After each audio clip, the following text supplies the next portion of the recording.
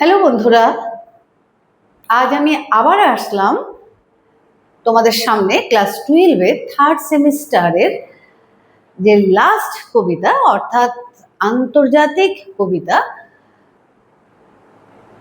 তার সঙ্গে এই কবিতাটা নিয়ে। তার সঙ্গে কবিতাটার কবি হলেন পাবলো নেরুদা। পাবলো নেরুদার আসল নাম তোমরা নিশ্চয়ই জানো, কারণ প্রায় 2 বছর আগে ক্লাস 10-এ যখন তোমরা ছিলে, পাবলো নেরুদার একটা কবিতা কিন্তু পড়েছিলে, মনে আছে নিশ্চয়ই, অর্থাৎ অসুখী একজন। তো অসুখী একজন কবিতাটা পড়তে গিয়ে তোমরা পাবলো নেরুদা সম্বন্ধে কিন্তু অনেক কিছুই জেনেছিলে। তো আমি আশা করবো তোমাদের সে ব্যাপারে কিছুটা জ্ঞান আছে। তবুও আমরা এই কবিতাটাতে আসার আগে আমরা পাবলো নেরুদা সম্বন্ধে কিছুটা জেনে নিই। পাবলো নেরুদা আসলে তার নাম ছিল নেফতালি রিকার্দো রেস বাসওয়ালতো। তিনি একজন চিলিয়ান কবি ছিলেন। স্প্যানিশ ভাষায় তিনি তার সাহিত্য রচনা করে গেছেন। পাবলো নেরুদা তার নিজেরই নেওয়া একটা ছদ্মনাম। 1904 খ্রিস্টাব্দে 12ই জুলাই তিনি জন্মগ্রহণ করেন। 1923 খ্রিস্টাব্দে তার প্রথম লেখা টুইলাইট। প্রথম লেখা হলেও কবি হিসাবে তাকে তিনি পরিচিতি পেয়েছিলেন বা খ্যাতি পেয়েছিলেন তার লেখা 20 love poems and a song of despair, যেটা 1924 খ্রিস্টাব্দে তিনি রচনা করেছিলেন।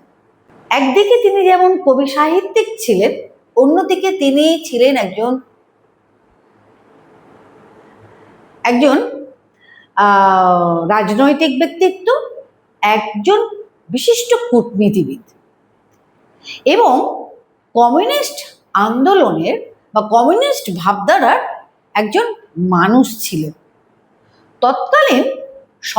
তৎকালীন চিলিতে যে একনায়কতন্ত্র চলছিল, সেই একনায়কতন্ত্রের বিরুদ্ধে তিনি বারবার গর্জে উঠেছেন এবং তিনি কমিউনিজমের পক্ষে তার বিভিন্ন বক্তব্য, ইস্তাহার এগুলো তিনি প্রকাশ করেছিলেন।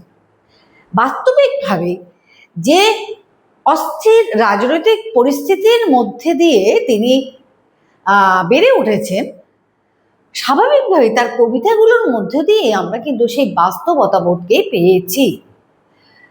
আমরা অসুখী একজন কবিতা পড়েছিলাম, সেখানে আমরা দেখেছিলাম যে যুদ্ধের একটা বাতাবরণ এবং তার সাথে সাথে একটা প্রেম চিরন্তন, এই দুটো ভাবনার সংমিশ্রণ করেছেন। কিন্তু আমরা আজকে যে কবিতাটা যে পড়বো সেটা কিন্তু সম্পূর্ণটাই কিন্তু একটা অস্থির দেশের মধ্যে যে অস্থির পরিস্থিতি, সেই পরিস্থিতিতে একজন দেশপ্রেমিক হিসেবে তার কি কর্তব্য সেটাই কিন্তু তিনি তুলে ধরেছিলেন। আমি প্রথমেই তোমাদেরকে বলেছি, কমিউনিস্ট ভাবধারার দ্বারা অনুপ্রাণিত হয়ে আসলে একটা সময় তিনি চিলির কমিউনিস্ট সেনেটর হিসাবে তিনি কিন্তু নির্বাচিত হয়েছিলেন। কিন্তু সেই সময় চিলিতে একনায়কতন্ত্র চলছিল এবং একনায়কতন্ত্র চলা মানে স্বেচ্ছাচারিতা তো থাকবে। তো সেই স্বেচ্ছাচারিতার বিরুদ্ধে তিনি কিন্তু বারবার কিন্তু প্রতিবাদ করেছেন এবং প্রতিবাদের ফলস্বরূপ তাকে বারবার দেশ থেকে বিতাড়িত হতে হয়েছিল, পালিয়ে যেতে হয়েছিল আত্মরক্ষার খাতিরে। 1950 খ্রিস্টাব্দে তিনি আন্তর্জাতিক শান্তি পুরস্কার পেয়েছিলেন আর 1971 খ্রিস্টাব্দে সাহিত্যে নোবেল পুরস্কার পেয়েছিলেন। তার উল্লেখযোগ্য কাব্যগ্রন্থের মধ্যে যেগুলো পড়ে তার উল্লেখযোগ্য কাব্যগ্রন্থ হলো এক্সট্রাভ্যাগারিয়া।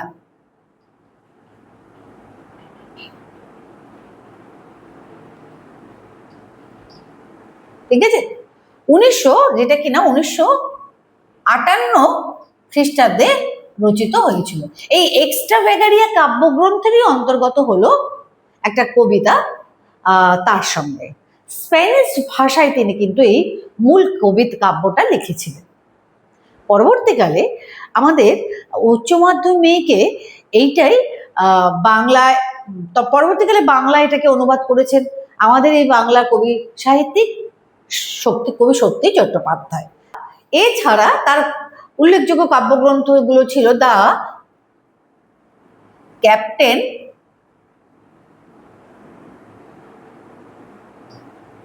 ভার্সেস, দ্য ইয়েলো হার্ট,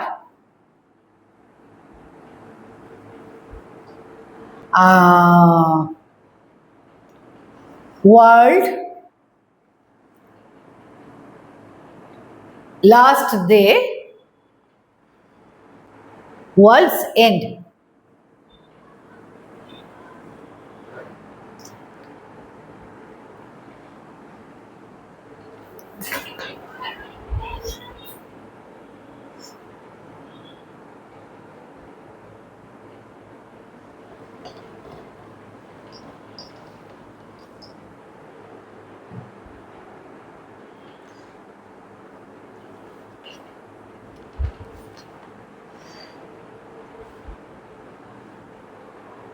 তার উল্লেখযোগ্য কাব্যগ্রন্থগুলোর মধ্যে ছিল, আমরা প্রথমেই উল্লেখ করতে পারি যার নাম এক্সট্রাভ্যাগারিয়া, এক্সট্রাভ্যাগারিয়া, যেটা 1958 খ্রিস্টাব্দে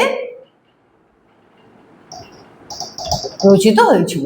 এই এক্সট্রাভ্যাগারিয়ারই কাব্যগ্রন্থেরই অন্তর্গত আমাদের মূল কবিতা, যেটাকে কবি শক্তি চট্টোপাধ্যায় নাম দিলেন তার সঙ্গে। এছাড়াও যে আরো অন্যান্য যে কাব্যগ্রন্থ, দ্য ক্যাপ্টেন্স,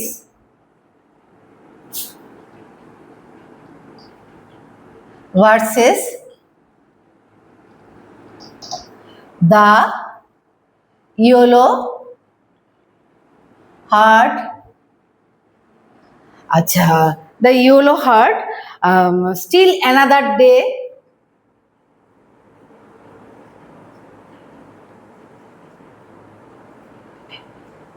আর কি ওয়ার্ল্ডস এন্ড, ওয়ার্ল্ডস এন্ড। এই কাব্যগ্রন্থগুলো কিন্তু তিনি রচনা করলেন। আসুন তাহলে আমরা কবিতাটা পড়ে ফেলি। তার সঙ্গে পাবলো নেরুদা। সময়টা খুব সুবিধের না, আমার জন্য অপেক্ষা করো, দুজনে মিলে খুব সমঝে একে একে পার করতে হবে। তুমি তোমার ওই ছোট্ট দুটো হাত আমার হাতে রাখো, কষ্টের সৃষ্টিও উঠে দাঁড়াবো, ব্যাপারটা বুঝবো, আহ্লাদ করবো। এই মোট 5টা লাইনে একটা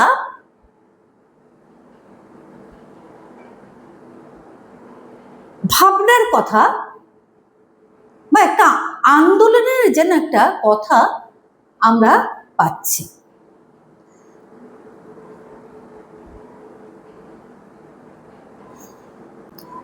আসো কবিতাটা পড়ে নিই। তার সঙ্গে পাবলো নেরুদা। সময়টা খুব সুবিধের না, আমার জন্য অপেক্ষা করো, দুজনে মিলে খুব সমঝে একে পার করতে হবে। তুমি তোমার ওই ছোট্ট দুটি হাত আমার হাতে রাখো, কষ্টের সৃষ্টিও উঠে দাঁড়াবো, ব্যাপারটা বুঝবো, আহ্লাদ করবো। এই 5টা লাইনের মধ্যে একটা স্তবক। এই লাইন কটা পড়ে আমরা যেটুকু বুঝতে পারলাম যে কবি বলতে চাইছেন যেন সামনে একটা লড়াই, সেই লড়াইটা লড়তে হবে, যদিও লড়াইটা কঠিন, কিন্তু তবু এই লড়াই জিততে হবে। এই কারণে এটা আমরা বুঝতে পেরেছি নিশ্চয়ই। তাহলে এবার লাইনগুলো যদি অর্থ ধরি, দেখো সময়টা খুব সুবিধার নয়, আমার জন্য অপেক্ষা করো। আসলে আমি তোমাদেরকে বলেছিলাম না, কবি পরিচিতি দেওয়ার সময় আমি কমিউনিজমে বিশ্বাসী ছিলেন। অর্থাৎ কমিউনিজম কি বলে? সমানাধিকার। সকলে সমাজে সকলের জন্য সমান অধিকার হবে, কিন্তু তখন চিলিতে যেহেতু একনায়কতন্ত্র চলছিল, সেই সমান অধিকারটা ছিল না। তাই প্রতি মুহূর্তে তাকে সে একনায়কতন্ত্রের বিরুদ্ধে তাকে প্রতিবাদ করতে হচ্ছে, বিরোধিতা করতে হচ্ছে, বিদ্রোহ করতে হচ্ছে, এবং তার পরিবর্তে তার ফলে তাকে মাঝে মাঝে দেশ ছাড়া হতে হয়েছে। তাই বলছেন দেখো, সময়টা খুব সুবিধার নয়। অর্থাৎ যে সময় চিলিতে একটা রাজনৈতিক অস্থিরতা চলছে, সেই অস্থির পরিস্থিতিতে কবিতাটা লেখা। তিনি বলছেন, এবং সেই অস্থির পরিস্থিতিতে আমরা ধরে নিতেই পারি কবি তখন দেশে নেই, কিন্তু তিনি তার সহনাগরিকদের কাছে বার্তা দিচ্ছেন যে সময়টা খুব সুবিধার না, আমার জন্য অপেক্ষা কর। অর্থাৎ আমিও আছি তোমাদের সাথে। এই অন্যায়, অর্থাৎ যে একনায়কতন্ত্রের কারণে সমাজের সাধারণ মানুষ বঞ্চিত হচ্ছে, এটা এর বিরুদ্ধে লড়াই। এই লড়াইতে কবি বলছেন আমিও তোমাদের সাথে আছি। তাই বলছে আমার জন্য অপেক্ষা করো। কাকে বলছেন? যে তিনি তার সহনাগরিকদের বলছেন, চিলি অধিবাসীদের বলছেন। দুজনে মিলে খুব সমঝে একে পার করতে পারে। অর্থাৎ হয়তো তিনি এখানে দুজনে শব্দটা বলছে। আমাদের যখন মনে করো এমসিকিউ আসবে, তখন এমসিকিউতে বলবে কজনে মিলে খুব সমঝে একে পার করতে হবে, দুজনে, তিনজনে, চারজনে, একজনে, এরকম আসতে পারে। কিন্তু এর মানেটাই বলছে হচ্ছে কি, দুজন বলতে কবি কিন্তু কেবল দুজনকে বলছেন, তিনি আর আরেকজনকে না। আসলে দুজন বলতে সামগ্রিকভাবেই বলছেন। তিনি বলছেন যে দুজনে মিলে খুব সমঝে, অর্থাৎ সমঝে মানে কি, বিচক্ষণতার সাথে পরিস্থিতিকে বুঝে নিয়ে, হটকারিতা না, সমঝোতা, অর্থাৎ সমঝোতা বলবো না, বিষয়টাকে সমঝে নিয়ে, বিচক্ষণতার সাথে সমঝে নিয়ে এই প্রতিকূল পরিস্থিতির মোকাবিলা করতে পারবো। এই কথাই তিনি বলছেন দ্বিতীয় লাইনে। তিনি বলছেন কি, দুজনে মিলে খুব সমঝে একে পার করতে হবে। একে বলতে কাকে তাহলে? অর্থাৎ সেই অস্থির রাজনৈতিক পরিস্থিতিকে পার করতে হবে। খুব সমঝে মানে কি, বিচক্ষণতার সঙ্গে, হটকারিতা নয়, বিচক্ষণতার সঙ্গে এই অস্থির পরিস্থিতিকে পার করতে হবে। তুমি তোমার ওই ছোট্ট দুটি হাত আমার হাতে রাখো। বলছেন কি, ওই যে বলেছেন দুজন, এই দুজন শব্দটার মধ্যে দিয়ে তিনি পরের লাইনেই বোঝাতে চাইছেন, দেখো যে ওই ছোট্ট দুটো হাত, মানে দুজন বলতে কি আরেকজন, কবি আর আরেকজন। ওই ছোট্ট দুটো হাত মানে কি, আগামী প্রজন্ম। তাহলে বলছেন কেন আগামী প্রজন্মের কথা বলছেন কবি? তুমি তোমার ওই ছোট্ট দুটো হাত আমার হাতে রাখো। অর্থাৎ এই যে লড়াই চলছে, এই লড়াই কবে শেষ হবে জানি না কবি। হয়তো এই লড়াই চলতে চলতে বর্তমান প্রজন্ম এবং আগামী প্রজন্মকেও এই লড়াইয়ে সামিল হতে হবে। তাই বলছে ওই ছোট্ট দুটো হাত আমার হাতে রাখো। তাহলে ওই ছোট্ট দুটো হাত কার? আগামী প্রজন্ম। তাদেরকেও হয়তো এই লড়াইয়ের সম্মুখীন হতে হবে। কেন? পরবর্তীতে আমরা আসবো কোন লড়াই, কষ্টের সৃষ্টিও উঠে দাঁড়াবো। অর্থাৎ এই লড়াই যে খুব সহজ লড়াই, কবি কিন্তু বুঝে গেছে। ওই যে বলেছে না, বিচক্ষণতার সঙ্গে তিনি বুঝেছেন যে এই লড়াই খুব সহজ লড়াই নয়। অর্থাৎ রাষ্ট্রের বিরুদ্ধে লড়াই, অর্থাৎ রাষ্ট্রে যে একনায়কতন্ত্র চলছে, রাষ্ট্রের বিরুদ্ধে বলবো না, যে একনায়কতন্ত্র চলছে, সে একনায়কতন্ত্রের বিরুদ্ধে যে লড়াই, সে লড়াই অত্যন্ত কষ্টের। তাই বলছে আমরা লড়াইটা লড়বো। কিরকম করে লড়বে? কষ্টে সৃষ্টিও উঠে দাঁড়াবো। উঠে দাঁড়াবো মানে কি? অর্থাৎ জেতার ইঙ্গিত দিচ্ছেন। যে কোনো লড়াইতে যদি আমরা সংঘবদ্ধ হতে পারি, এখানে যদি কবি সংঘবদ্ধতার কথাই বলেছেন, আমরা যদি সংঘবদ্ধ হতে পারি এবং সেই সংঘবদ্ধ লড়াই হয়তো দীর্ঘকালীন হবে, এবং প্রচন্ড কষ্ট হবে, তবু কষ্টের মধ্যেও আমরা কিন্তু উঠে দাঁড়াবো, অর্থাৎ জিতবো, প্রতিকূলতার বিরুদ্ধে আমরা জিতবো, এই প্রত্যয় তার মধ্যে রয়েছে। ব্যাপারটা বুঝবো, আহ্লাদ করবো, এবং পরিস্থিতি কোন দিকে যাচ্ছে, ব্যাপারটা বুঝবো মানে কি, পরিস্থিতি কোন দিকে যাচ্ছে এই ব্যাপারটাকে বুঝবো, এবং বুঝে পারস্পরিক সংগঠনের মধ্যে দিয়ে আমরা জয়কে ছিনিয়ে আনবো, এবং তার পরিণতি হবে আনন্দ। কষ্টের মধ্যে দিয়ে আমরা জয়কে পাবো, এবং জয়ের মধ্যে দিয়ে আমরা আনন্দকে পাবো। এই হলো প্রথম স্তবকের অর্থ। শর্ট কোশ্চেন অর্থাৎ এমসিকিউ তোমাদের যখন আসবে তখন হয়তো এখান থেকে দেখো প্রশ্ন আসবে, সময়টা খুব সুবিধার না, কোন সময়, অর্থাৎ রাজনৈতিক যে অস্থিরতা, চিলিতে যে রাজনৈতিক অস্থিরতা, সেই অস্থিরতার সময়টাকে বোঝাচ্ছে। আমার জন্য অপেক্ষা করো, আমার বলতে এখানে কবি কার কথা বলেছেন, কবি নিজের কথা বলছেন, কারণ তিনিও একজন এই রাজনৈতিক অস্থির পরিস্থিতি, তিনিও একজন যোদ্ধা। কাকে অপেক্ষা করতে বলেছেন, অর্থাৎ তিনি তার সহনাগরিকদের অপেক্ষা করতে বলেছেন।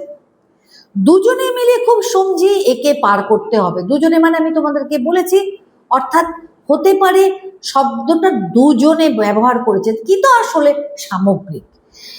একে পার করতে হবে, একে বলতে কাকে, একে বলতে অর্থাৎ যে রাজনৈতিক অস্থিরতা, যে একনায়কতন্ত্র, অর্থাৎ সাধারণ মানুষের প্রতি যে বঞ্চনা, এই পরিস্থিতিকে পার করতে হবে। তুমি তোমার ওই ছোট্ট দুটো হাত আমার হাতেই রাখো। তাহলে তুমি বলতে কি, সেই সহজ যোদ্ধার কথা বলেছেন। এবং ছোট্ট দুটো হাত কেন বলেছেন, বলেছেন এই যুদ্ধ কবে শেষ হবে, এই অন্যায়ের বিরুদ্ধে কবে শেষ হবে জানি না, হয়তো এই প্রজন্ম বাদ দিয়ে পরবর্তী প্রজন্মকে এই যুদ্ধে লড়াই করতে হবে। তাই বলেছেন আগামী প্রজন্ম তার ছোট্ট হাত কবির হাতে রাখলে তিনি এই লড়াইটা লড়তে পারবেন। কষ্টের সৃষ্টি উঠে দাঁড়াবো, কেমন করে তিনি উঠে দাঁড়াবেন, কষ্টের সৃষ্টি, ব্যাপারটা বুঝবো, আহ্লাদ করবো। তাহলে বুঝতে পারছো প্রশ্ন কোন দিক থেকে আসবে, আমি পরিষ্কার বলে দিলাম। প্রথম স্তবকে এই হলো আমাদের শর্ট কোশ্চেন এমসিকিউ প্রশ্ন। আমার আবার দ্বিতীয় স্তবকে এবার আমরা চলে যাই। আমার আবার সেরকম এক জুড়ি, যার স্থানে অস্থানে বেঁচে বসতে এসেছে, পাথরে ফাটলেও যাদের বাসা বানাতে আটকায়। আমার আবার সেরকম জুড়ি, অর্থাৎ তিনটে লাইনে আবার আরেকটা দ্বিতীয় স্তবক।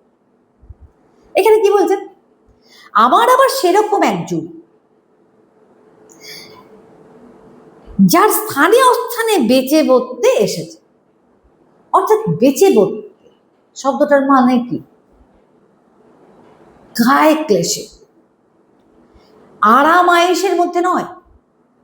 অর্থাৎ তিনি তার সহযোদ্ধাদের সাথে নিয়ে, সহযোদ্ধাদের সাথে যে লড়াইটা করছেন, সেই লড়াইটা এতটাই কঠিন যে কোনো রকমে তারা বেঁচে বসতে রয়েছেন, অর্থাৎ গায়ে ক্লেশে বেঁচে বসতে রয়েছে।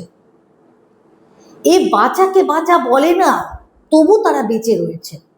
কেন, আগামী দিন তাদের কাছে কোনো সুখবর বয়ে আনবে এই প্রত্যাশায়। বলছে দেখো, যার স্থানে অস্থানে বেঁচে বসতে এসেছে, পাথরে ফাটলেও যাদের বাসা বানাতে আটকায়নি। অর্থাৎ দেখো, আমরা সাধারণত দেখি মাটিতে গাছ হয়, জল, তাপ, মাটি, এই সব কিছু অনুকূল পরিবেশে গাছ বড় হয়ে ওঠে। কিন্তু আমরা কখনো দেখেছি যে পাথরের ফাটলেও গাছ জন্মায়?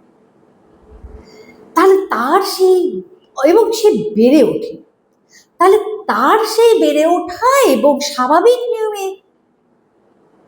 যে গাছগুলো বেড়ে উঠছে, তাদের দুজনের লড়াই কি এক তো নয়। তাই বলছেন কবি, দেখো কি সুন্দর করে বলছেন যে ওই যে বেঁচে পড়তে কথাটার মানে বলছেন যে বেঁচে থাকা খুব কষ্টদায়ক, সেখানে বলছেন, আবার বলছেন দেখো পাথরে ফাটলেও যাদের বাসা বানাতে আটকায় না। অর্থাৎ বাসা বানাতে গেলে ওই যে তোমাদেরকে গাছের তুলনা করলাম, যে পাথরের বুকেও, অর্থাৎ যে পাথরে যে ফাটল ধরেছে সেই জায়গাতেও, অর্থাৎ এই পরিস্থিতি, বর্তমান পরিস্থিতি যা, সেখানে তো বেঁচে পড়তে থাকা যায় না, তবুও তারা বেঁচে পড়তে আছে, তারা বাসা বেঁধেছে। তাই এই প্রতিকূল পরিস্থিতিতে বা বিরুদ্ধ পরিস্থিতিতে বেঁচে থাকাকে বলছেন কি, একবার বলছেন একবার বলছেন কোন রকমে বেঁচে পড়তে রয়েছে, আবার বলছেন পাথরের ফাটল, যেখানে স্বাভাবিক জীবনযাত্রা করা যায় না। বোঝা গেল? অর্থাৎ পুরোটাই হচ্ছে বিরুদ্ধ পরিস্থিতি বা প্রতিকূল পরিস্থিতিতে কবি সহজ নাগরিকদের আহ্বান জানাচ্ছেন, আসো আমরা হাতে হাত মিলিয়ে এই প্রতিকূলতার বিরুদ্ধে লড়াই করি। সে লড়াই অত্যন্ত কষ্টজনক, বেঁচে থাকাটাও খুবই দুরূহ ব্যাপার। অতি প্রতিকূলতার সাথেও আমাদেরকে লড়তে হবে এবং জিততে হবে, হার মানলে চলবে না। দ্বিতীয় স্তবক চলে গেল। তাহলে এখান থেকে শর্ট কোশ্চেন আমরা পাচ্ছি, এমসিকিউ পাচ্ছি কি, আমার আবার সেরকম এক জুড়ি। তাহলে সেরকম কবি কি বলতে চাইছেন, সেরকম এক জুড়ি, অর্থাৎ তার জুড়ি বলতে তার সহযোদ্ধারা, যারা স্থানে অস্থানে বেঁচে পড়তে এসে, যা কায় ক্লেশে তারা বেঁচে আছে।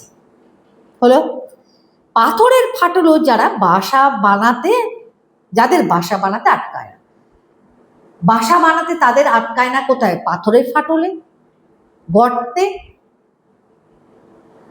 বা এরকম কিছু অপশন থাকবে। তাহলে আমাদের বলতে হবে কি, পাথরের ফাটলে। পেয়ে গেলাম আমরা দ্বিতীয় স্তবক, আমার পার করলাম। তৃতীয় স্তবকে কি আছে? সময়টা মোটেই সুবিধের না, রোসো আমার জন্য দাঁড়াও, কাঁকে ঝুড়ি নাও, শাবল নাও, জুতো পরো, কাপড় চোপড় সঙ্গে নিয়ে নাও, যা পারো। অর্থাৎ আরো স্পষ্ট হচ্ছে কিন্তু কবিতার অর্থ। তৃতীয় স্তবকে দেখো, সময়টা মোটেই সুবিধার না, স্বাভাবিকভাবে প্রতিকূল পরিস্থিতি, সময়টা কিরকম? সুবিধার না। রোসো মানে অপেক্ষা করো, আমার জন্য দাঁড়াও, অর্থাৎ তোমরা একা নও। কবি এতটাই সহমর্মী যে তিনি ভীরু নন, তিনি তার দেশবাসীকে বোঝাতে চাইছেন, হয়তো আমি পরিস্থিতির চাপে দেশের বাইরে আছি, কিন্তু একটা সময় আমি আমার ওই অস্থির দেশে আবার পৌঁছাবো, আমার জন্য অপেক্ষা করো, দাঁড়াও। কাঁকে ঝুড়ি নাও, শাবল নাও, এই দুটো বাক্যের মধ্যে আমরা কি পাচ্ছি? আমরা পাচ্ছি কাকে? কোন সমাজকে? শ্রমজীবী সমাজকে। অর্থাৎ আমি বলেছি কমিউনিস্ট নিজেকে তিনি কমিউনিস্ট ভাবতে ভালোবাসতেন এবং কমিউনিজমের অর্থ তিনি বুঝেছিলেন, অর্থাৎ সমাজে সকলের সমান অধিকার। তাই তিনি এই শ্রমজীবী মানুষের পাশে দাঁড়ালেন, বললেন তোমরা একা পারবে না, তোমরা আমার জন্য অপেক্ষা করো, কাঁকে ঝুড়ি নাও, শাবল নাও। অর্থাৎ যা দিয়ে তারা মাথার ঘাম পায়ে ফেলে দুটো রোজগার করে। এই শ্রমজীবী মানুষকে তিনি আহ্বান জানালেন কি বলে? কাঁকে ঝুড়ি নাও, শাবল নাও, জুতো পরো, কাপড় চোপড় সঙ্গে নাও, যা পারো। অর্থাৎ এই সব নিয়ে চলো, যেমন করে তিনি বলেছিলেন না অশোকে একজন কবিতায়, যে আমি তাকে দরজায় দাঁড় করিয়ে চললাম, দূরে দূরে চললাম, কবে ফিরবেন তিনি জানবেন, আদৌ তিনি ফিরতে পারবেন কিনা সেটাও তিনি জানেন না। এখানেও একই বার্তা দিলেন। এই লড়াই আমাদের কতদিনের জন্য তা জানি না, আমরা অনিশ্চিত। তাই অনিশ্চিত ভবিষ্যতের জন্য বেঁচে থেকে লড়াই করার জন্য আমাদেরকে সঙ্গে কি কি নিতে হবে? কাঁকে ঝুড়ি নাও, শাবল নাও, জুতো পরো, কাপড় চোপড় সঙ্গে নাও, যা পারো। অর্থাৎ দীর্ঘকালীন এই লড়াই। ভালো লাগছে নিশ্চয়ই কবিতাটা। এরপর আমরা আরো কিছুটা আছে, আমরা চলে আসবো সেখানে। এখন আমাদের একে অপরকে লাগবে, শুধু কার্নেশন ফুলের জন্য না, মধু তালাশের জন্যও নয়, আমাদের দুজনের হাতগুলোই লাগবে ধুয়ে মুছে আগুন বানাবার জন্য। এই যে সুবিধের নয় সময়, একসাথে আছে কিন্তু কথাটা, এই যে সুবিধের নয় সময়, তিনটে শব্দবন্ধনকে এক জায়গায়, তিনটে শব্দবন্ধন। এই যে সুবিধের নয় সময়, মাথা যতই উঁচু করুক, আমরা আমাদের চার হাত চার চোখে একে জুজবই। তাহলে এটার মানে কি? শেষ স্তবকের মানেটা কি? কটা স্তবকে তাহলে ভাগ হলো? একটা, দুটো, তিনটে, চারটে। তাহলে তার সঙ্গে কবিতাটা মোট কটা স্তবক আছে? মোট চারটে স্তবক আছে। তাহলে শেষ স্তবকটায় আমরা আসি।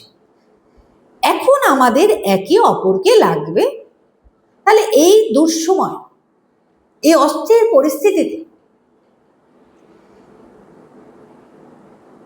আমরা যদি সঙ্গবদ্ধ না হই, কবি বলছেন যে আমরা জিততে পারবো না। তাহলে আমাদের সঙ্গবদ্ধতার দরকার। তাই বলছে এখন আমাদের একে অপরকে লাগবে। কেন লাগবে? অর্থাৎ প্রতিকূলতার বিরুদ্ধে লড়াই করবার জন্য। দেশে যে অস্থির পরিস্থিতি, যে একনায়কতন্ত্র কেবল একটা শ্রেণীর মানুষ ভোগ করছে আর শ্রমজীবী মানুষ সবকিছু থেকে বঞ্চিত হচ্ছে, এই লড়াইটা লড়ার জন্য একে অপরকে লাগবে। শুধু কার্নেশন ফুলের জন্য না, মধু তালাশের জন্য নয়। অর্থাৎ বিদেশি ফুল কার্নেশন একটা, যেমন মনে করো আমাদের, আমরা বলি ভালোবাসার ফুল গোলাপ, আমরা বলি কেন, বিদেশেরও অর্থাৎ চিলিরও একটা একটা ফুল যার নাম কার্নেশন, বলছে শুধু কার্নেশন ফুলের জন্য নয়, মধু তালাশের জন্য। অর্থাৎ কার্নেশন ফুল বা মধু তালাশ, তালাশ মানে তল্লাশি বা খোঁজা। এই লড়াইটা কি ফুল সংগ্রহের লড়াই যেখানে কোনো আঘাত নেই? এ কি মধু খোঁজার লড়াই যেখানে অমৃতের স্বাদ রয়েছে? না, এই লড়াই কোনোটার জন্যই নয়। কার্নেশন ফুলের জন্য নয়, মধু তালাশের জন্য নয়, আমাদের দুজনের হাতগুলোই লাগবে। তাহলে এই লড়াইয়ের জন্য বলছে কি, এখন আমাদের একে অপরকে লাগবে। কিসের জন্য লাগবে? অর্থাৎ লড়াইয়ের জন্য। লড়াইয়ের জন্য কি লাগবে? একে অপরের, আমাদের দুজনের হাত লাগবে, সঙ্গবদ্ধ। আমরা কিন্তু এই লড়াই কার্নেশন ফুল সংগ্রহের জন্য যাচ্ছি না,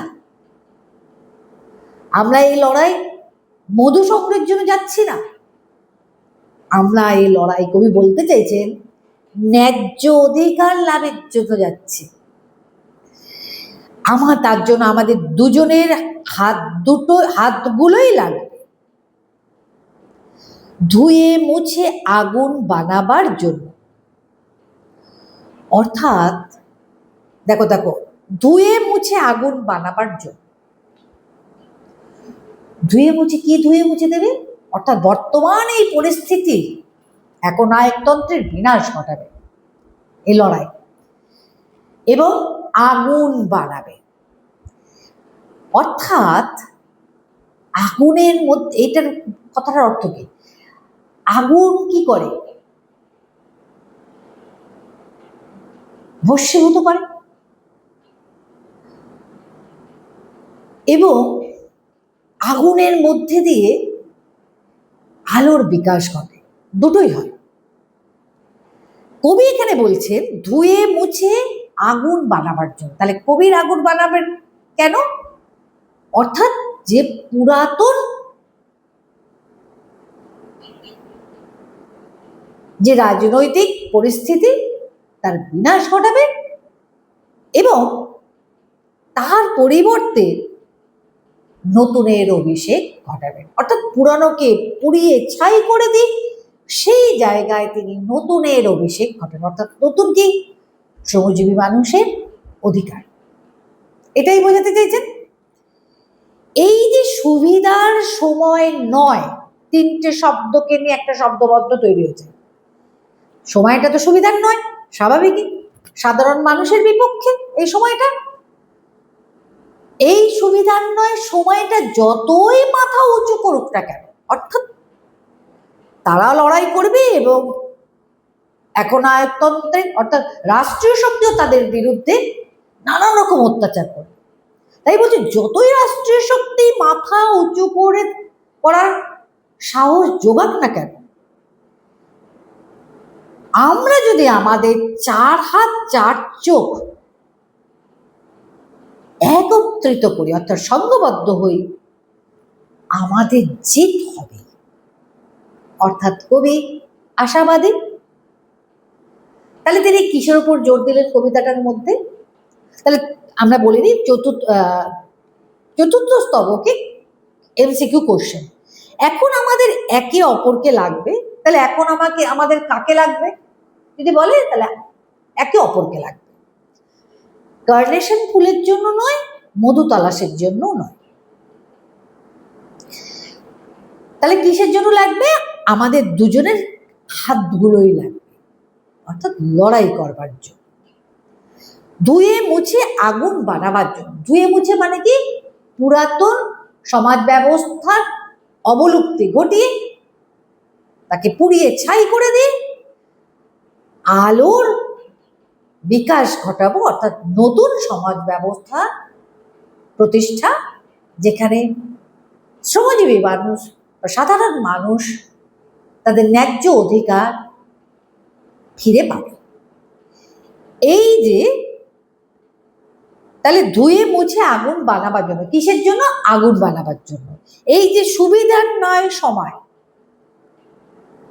তাহলে মাথা যতই উঁচু করুক, কে মাথা যতই উঁচু করুক, তোমাদের হয়তো তিনটে শব্দবদ্ধ দিল, তাহলে সুবিধার নয় সময়, উত্তর হবে এটাই। আমরা আমাদের চার হাত চার চোখে একে যুঝবই। যুঝবই মানে এর সাথে লড়াই করব। তাহলে আমরা পেলাম কবিতাটা পড়ে যে চিলিতে যে অস্থির রাজনৈতিক পরিস্থিতি, সেই পরিস্থিতিতে সেই মুহূর্তে কবি হয়তো দেশের বাইরে রয়েছেন, কারণ তাকে দেশ থেকে বিতাড়িত করা হয়েছে, কিন্তু তবুও তিনি দেশমাতৃকার মুক্তি সাধক, একজন মুক্তি সাধক। তিনি চান যে সমাজ ব্যবস্থার পরিবর্তন হোক, এই পরিবর্তনের জন্য তিনি সহনাগরিকদের সাথে একসাথেই আছেন। তিনি তাদের সাথে হাতে হাত মিলিয়ে লড়াই করবেন এবং এই লড়াইটা যত কঠিনই হোক না কেন, রাষ্ট্রীয় শক্তির সাথে লড়াই করাটা তো খুব সহজ ব্যাপার নয়, যতই কঠিন হোক না কেন লড়াইতে তারা জিতবেই যদি তারা সংঘবদ্ধ থাকতে পারে। কবিতাটা শেষ হইল, ভালো লাগলো নিশ্চয়ই কবিতাটা, আমারও ভালো লাগলো তোমাদের সাথে কবিতাটা শেয়ার করি। আশা করি আমিও বোঝাতে পেরেছি তোমাদেরকে, এবং কি এমসিকিউ আসবে সেটাও নিয়ে আলোচনা করছি। এবারে আসি অন্য আরেকটা প্রসঙ্গটাই আমাদের থার্ড সেমিস্টারের সাহিত্যের যে পোর্শনটা সেটা কিন্তু আমরা শেষ করলাম আজকে। আমি কবিতা, গল্প সবগুলোই আলোচনা করে প্রশ্ন কোথায় কোথায় আছে এগুলো সব বলেছি তোমাদেরকে। আমার ভিডিওগুলো দেখলে তোমরা নিশ্চয়ই বুঝতে পারবে সবকিছু। এবং আমি তোমাদেরকে বারবার বলবো যে বিষয়টা পড়ো। আমি বুঝিয়ে দিলাম, আমার ভিডিওগুলো সামনে রেখে তোমরা একটু পড়ো এবং সেই জায়গাগুলোর দিকে বেশি নজর দাও যেগুলো আমি বলেছি। এই পোর্শনটা শেষ হয়ে গেল, বাকি থাকে ভাষা এবং সাহিত্য বা সাহিত্যের ইতিহাসটা পাবো। এই পোর্শনগুলো আমরা আগামী দিনে ওই দুটো পোর্শন আমরা শেষ করেই, খুব তাড়াতাড়ি শেষ করে দেবো আমি, করেই কিন্তু আমরা থার্ড সেমিস্টারের জন্য আরো অনেকটা সময় আমি হাতে রেখেছি, যখন আমি ভীষণভাবে বোর্ড ওয়ার্ক করবো এবং প্রশ্ন নিয়ে আলোচনা করব, যাতে তোমরা পুরো 40 নম্বরটাই পেতে পারো। আমার প্রচেষ্টা থাকবে, তার সাথে তোমাদেরও প্রচেষ্টা থাকতে হবে, কারণ এই থার্ড সেমিস্টারের নম্বরটাই কিন্তু তোমাদের ফাইনালের সাথে যুক্ত হবে। ঠিক আছে, আশা করি তোমরা আমার সাথে থাকবে। আগামী দিনে আমি যাতে তোমাদের সাথে আরো একটা নতুন ভিডিও নিয়ে আসতে পারি। থ্যাংক ইউ, খুব ভালো থেকো। আরে কি বলো না, আমাদের ভাষা এবং সাহিত্য বা সাহিত্যের ইতিহাসটা পাবো। এই পোর্শনগুলো আমরা আগামী দিনে ওই দুটো পোর্শন আমরা শেষ করেই, খুব তাড়াতাড়ি শেষ করে দেবো আমি, করেই কিন্তু আমরা থার্ড সেমিস্টারের জন্য আরো অনেকটা সময় আমি হাতে রেখেছি, যখন আমি ভীষণভাবে বোর্ড ওয়ার্ক করবো এবং প্রশ্ন নিয়ে আলোচনা করব, যাতে তোমরা পুরো 40 নম্বরটাই পেতে পারো। আমার প্রচেষ্টা থাকবে, তার সাথে তোমাদেরও প্রচেষ্টা থাকতে হবে, কারণ এই থার্ড সেমিস্টারের নম্বরটাই কিন্তু তোমাদের ফাইনালের সাথে যুক্ত হবে। ঠিক আছে, আশা করি তোমরা আমার সাথে থাকবে। আগামী দিনে আমি যাতে তোমাদের সাথে আরো একটা নতুন ভিডিও নিয়ে আসতে পারি। থ্যাংক ইউ, খুব ভালো থেকো।